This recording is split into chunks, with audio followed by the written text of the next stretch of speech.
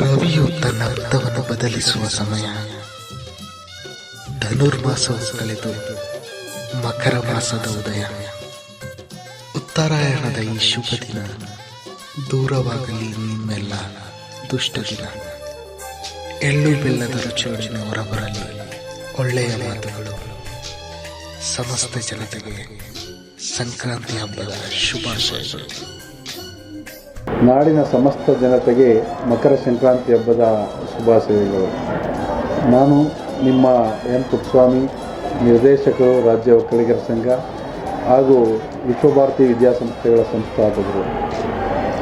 ಸ್ನೇಹಿತರೆ, ಇದು ಹೊಸ ವರ್ಷ ಅಥವಾ ನಾಡಿನ ಒಂದು ಹೊಸ ಹಬ್ಬ ಅಂತ ಹೇಳಿದ್ರೆ ತಪ್ಪಾಗಲಾರದು.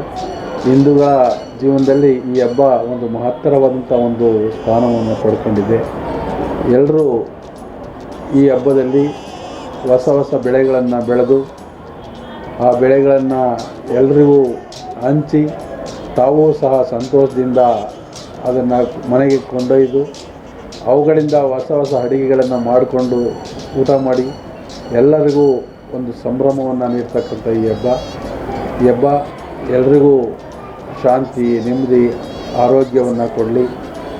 ಎಲ್ಲ ಜನತೆಗೆ ಈ ಒಂದು ಹೊಸ ಒಂದು ರೋಗ ಏನು ಉಲ್ಬಣಿಸ್ತಾ ಇದೆ ಅದು ಮತ್ತೆ ನಮ್ಮ ಕಡೆ ಬರದಾಗೆ ಅದು ಶಮನ ಆಗಲಿ.